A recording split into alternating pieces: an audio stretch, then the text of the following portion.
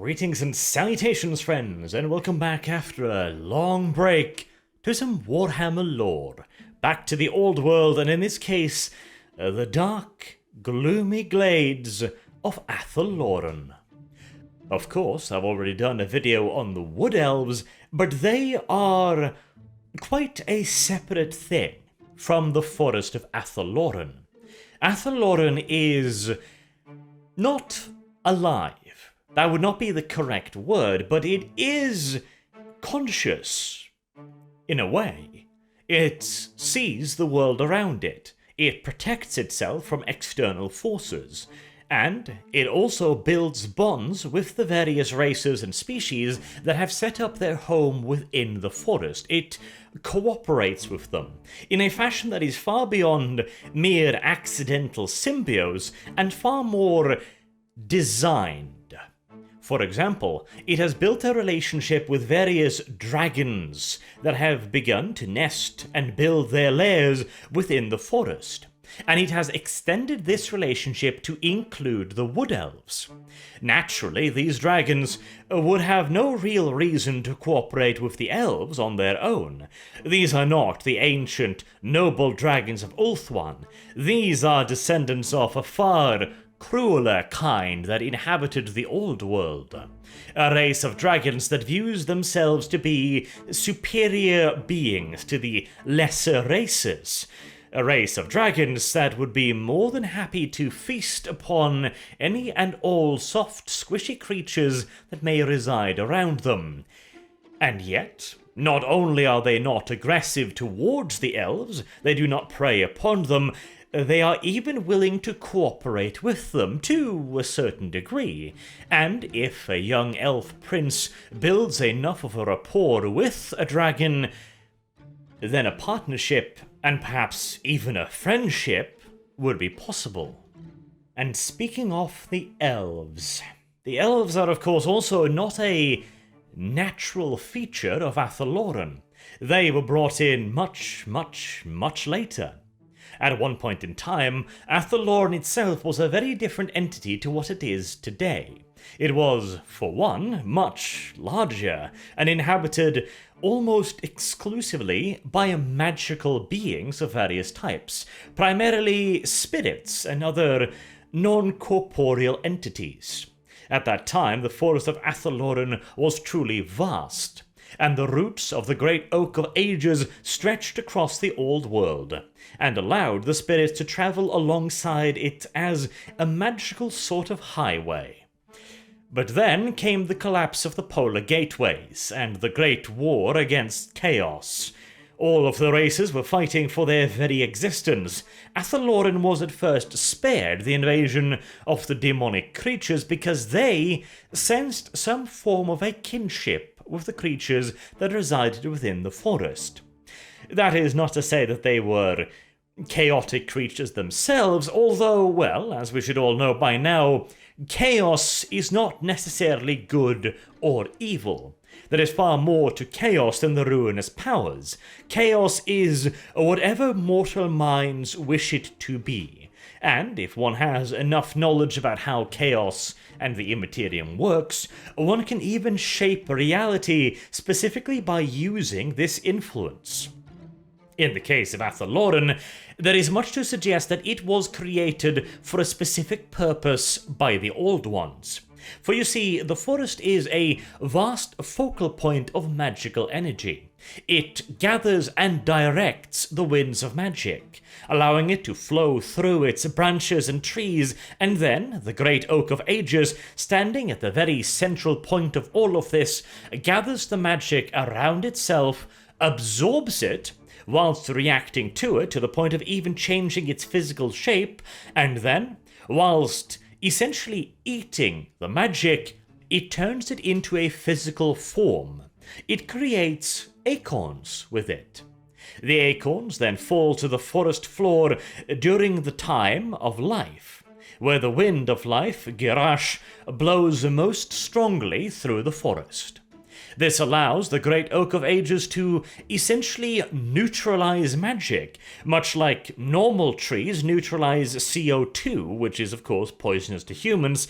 The Great Oak of Ages takes magic, which, if it were to flow freely through the world, well, whilst it itself would not be poisonous, it would allow demonic entities to freely manifest, which would be a rather considerable health hazard to everybody else in the world. And of course, the Old Ones themselves were not at all fond of chaos energy when it was uncontrolled and unfocused. And so it would make all kinds of sense for them to create such a thing like Athel Loren to not only guide, control, but also to devour some of that excess magic. Of course, the forest was never designed to handle anything even remotely like the kind of magical deluge that occurred when the great polar gateways collapsed, but due to the efforts of the lizardmen and the high elves, the tide of magic rolling into the world subsided and became far more manageable. Still, a fair bit beyond what was ever truly intended, but at the very least not apocalyptic. And that, in turn, also stopped the Great War against Chaos. The demons could no longer manifest freely across the old world, and, slowly but surely, the supreme races at the time, the lizardmen, the high elves, and the dwarves, began fighting back and repelling the tides of demons still in existence. And, slowly but surely, the dominant races of the time, the high elves and the dwarves, began pushing back, destroying what demons remained and re-establishing order over the world. Athel Loren, meanwhile, withdrew into its new borders. The forest had shrunk drastically, and the roots of the great oak had been severed to the point where they could now only function within modern-day Athel Loren. The tree spirits as well, the dryads, the branch wraiths, and the tree men also retreated with the forest's boundaries, and became little more than myths to the other races. There was, however, a small group of elves that knew the truth. They had fought alongside the forest spirits during the Great War. The forest spirits had sallied out from Athel Loren, breaking their uneasy truce, quote-unquote, with the demons to save the elves. The elves asked for further aid, but the tree men, under the command of Durthu, one of the most ancient and venerable of their numbers, could not provide them with any more help. With the truce broken, the demons had now recognized the creatures of Athel Loren as enemies. Whether they were their kind or not was now immaterial, and the forest was under siege from all directions. After a long debate, the various ancient of the forests decided that the elves would be protected. They would be brought within the forest and put to magical slumber because they could not be trusted to roam free. The forest spirits were not at all entirely confident that the elves would be able to adapt to their new life within the forest. And they certainly could not let them go. Athel Loren, even all the way back then, was very suspicious of the other races, and with good reason. The dwarves, as you can probably imagine, were not overly kind to forests in general, considering them little more than kindling and fuel for their growing industry. The high elves were better, but they too were an arrogant lot, seeking to control and subjugate nature rather than to coexist with it. But the forest was changing. It had not emerged unscathed from the war with chaos. Its very nature and being had to some degree changed. Many of the younger spirits had become twisted, aggressive, bloodthirsty, cruel even. The dryads had twisted themselves into new shapes, more capable of waging war, and they were very keen to make use of their new forms. And the most extreme amongst them were the branch wraiths. These were powerful, dryad-like creatures capable of wielding the special life magic of Athel Loren. They were the forest's gardeners, its caretakers, and the ones shaping its ecosystem. But with the war, they had become far more aggressive. They had become hostile towards all other races, so regardless of whether or not they were worshippers of chaos or not, they viewed them all, universally, as a threat to Athel Loren, and were of the opinion that the only possible way that their beloved homeland could ever be truly safe was if these other races be driven to extinction. And with their exalted position within Athel Loren as, well, the forest's very own gardeners and caretakers, they had a lot of power, a lot of influence. And this is of course where we arrive at the question of how precisely this functions within Athel Loren. Obviously, the forest does not have a court, or a parliament, or any kind of internal political structure. Instead, it's perhaps best to say that the forest as a whole has a temperament, a set of humours. When they are in balance, nature is in balance. When they are tilted too far to one extreme, things get out of hand. It gets overly aggressive. It gets overly submissive, perhaps. It grows too fast. It shrinks too quickly. It does not resist invaders with the necessary vigor to ensure that they do not come again, or it assaults them with such ferocious cruelty that any who escape will tell their comrades all about how the evil forest must be destroyed. Too much in either direction would be bad for Athel Loren, or at least that was the thought of the oldest and most venerable of the tree men, Durthu. Within the forest, the tree men are, I suppose you could say, the heart and soul of the forest, the ancient ones. And they truly are old, almost immeasurably so. They are spirits that have permanently bonded themselves to their new barked homes, and can only ever leave that body if it is utterly destroyed. Durthu was also, as mentioned, the one leading the forces of Athel Loren to the aid of the elves. He was also the one who had argued that the elves should be allowed to be kept within the forest of Athel Loren, and revolted at the aggression of the branch wraiths, he now sought to re-establish balance. And, fortunately for him, events in the wider world was about to make this possible. This was around about the time of the War of Vengeance, where the High Elves and the Dwarves fought a massive, devastating war against one another. A war that, eventually, the Dwarves won. In a way, at the very least. And whilst most of the High Elves were evacuating the old world, there had grown a considerable colony of High Elves close to the forest of Athel Loren, one that had been threatened on multiple occasions by the dwarves, but the forest had apparently aided the elves, in ways that the elves themselves did not fully understand. They had myths and legends about the forest. It was to them a ancient, cold, dark, dangerous place. But it is easy to discount old myths and apparent folkloric beliefs when there are angry dwarves with axes bashing down your doors. One threat suddenly appears to be a lot more pressing than the other. And so many of these elves fled into the forest, some even saying that they were coaxed into doing so by the elves who were now reawakened, the ones that have stayed in the forest under Durthu's protection, that had supposedly now been used to recruit the other elves to make up a full new community within the forest, ruled over by their twin demigods Ariel and Orion. These two would be the elves' direct connection to the forest, and the elves were now expected to live in complete harmony with the forest. Durthu also thought that if the elves were treated correctly and raised properly to value the forest, they would be a tool to maintain the balance of the forest, and since the elves were adept at utilizing magic, they could effectively supplant the branch wraiths. And Durthu's gamble paid off.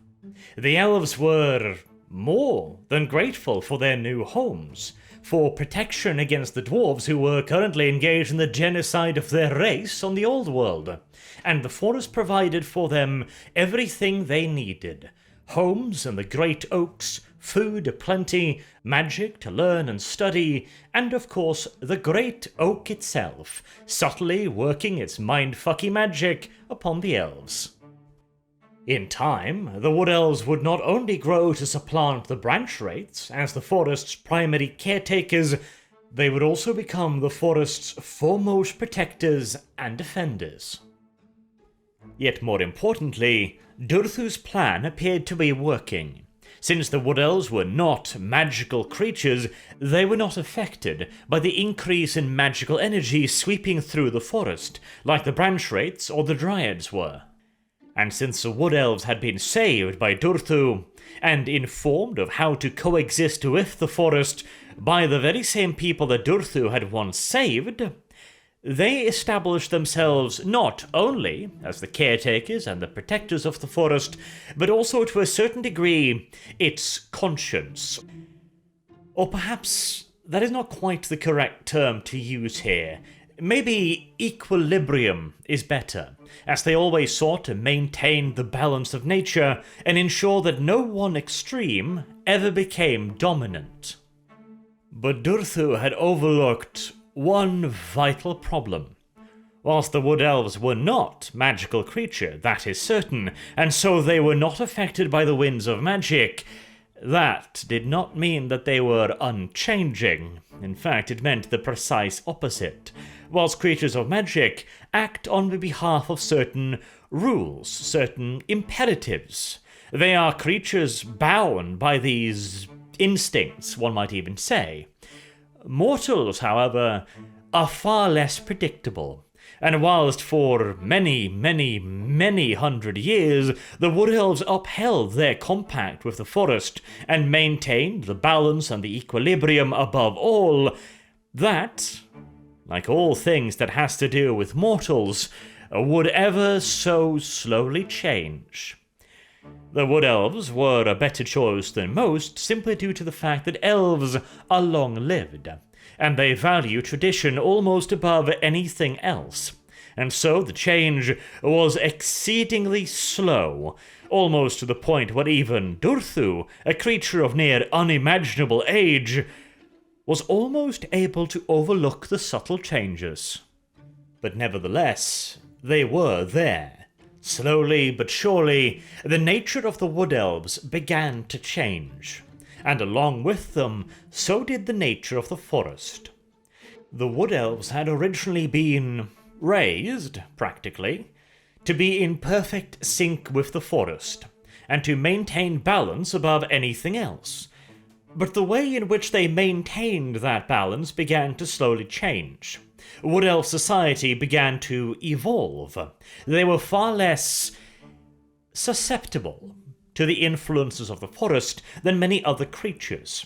Unlike, for example, the mighty forest dragons, who essentially became, to a degree at least, subservient to the will of the forest, the Wood Elves began constructing their own hierarchical system. They began making their own clans. They began having their own ambitions and their own values. To begin with, this was seen as a natural aspect of balance. For surely, if you wish for true balance, you must, by definition, have opposites. But it is extraordinarily difficult to maintain a perfect balance between two extremes. And Wood Elf society began slipping more and more towards an interventionist side, and so did the forest in general. Even Durthu, one of the primary advocates for neutrality and balance, is starting to lose his patience with certain aspects of the other races. Think of Athel Loren not as a forest for a moment, but as a living, breathing entity, for in many ways it is. Now imagine that entity existing for hundreds of years, thousands of years, tens of thousands of years, and that entity is constantly exposed to the aggression of other entities.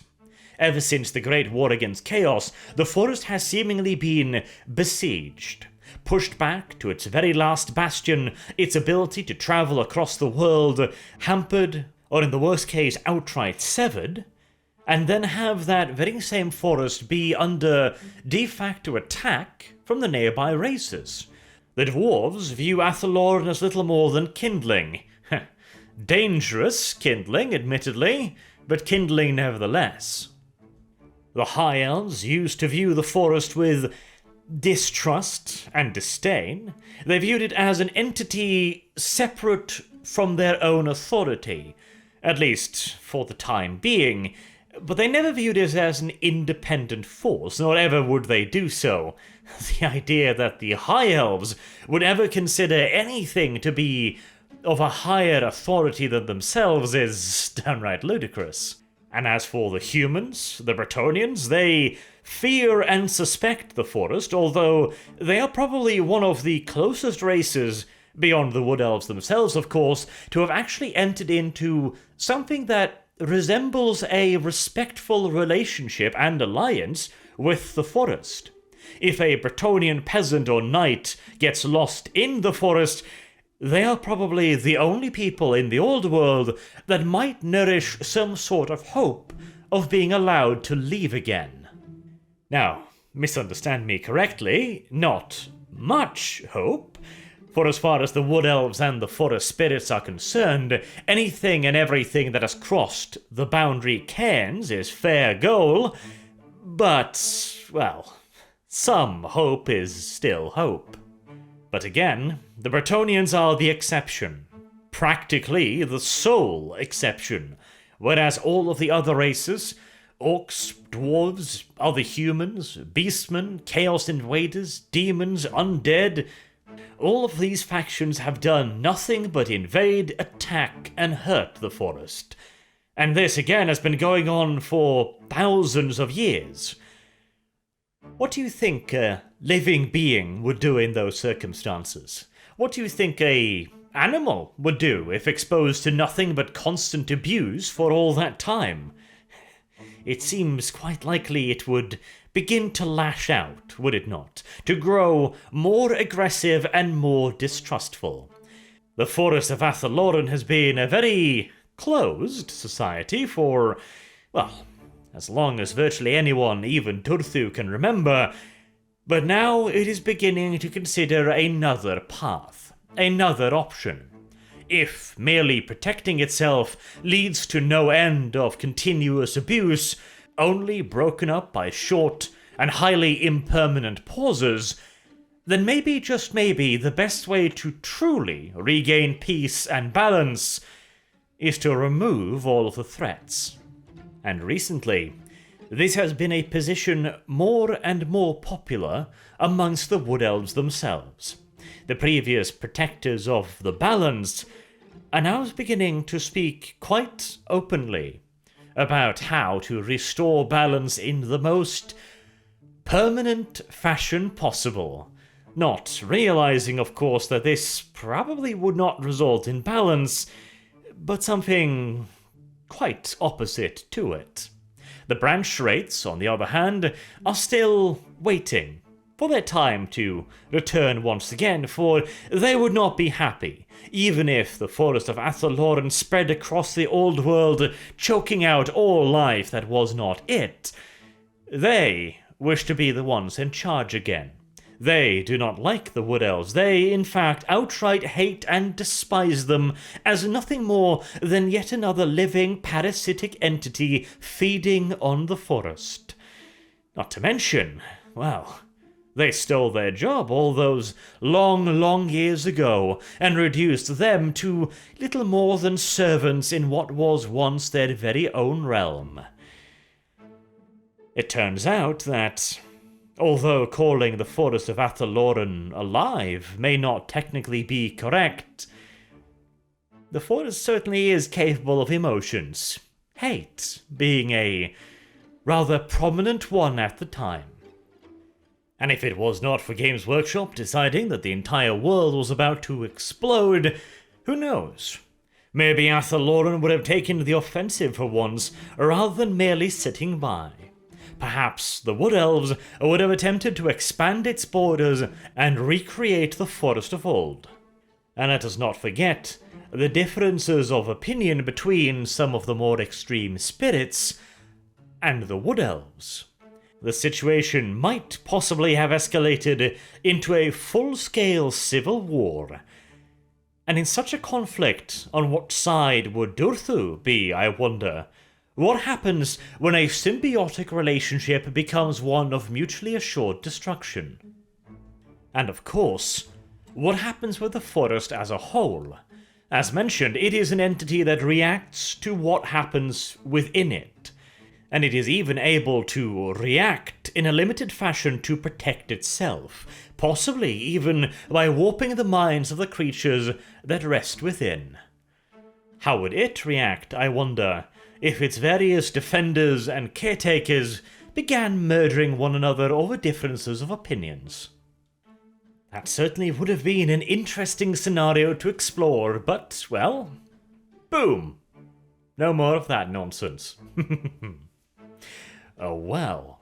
Anywho, I'll wrap up the video there. This has been my little video on Athel Loren, a rather interesting little forest in and of itself that both acts in a symbiotic relationship with the creatures that inhabit it, but, well, it also takes a rather active part in creating that symbiotic relationship, and is it truly symbiotic if one of the two parties forces itself upon the other? Another interesting question. Until next time, I have been Arch, thank you all very much for watching, and I hope to see you all again soon. Until then, have a good day.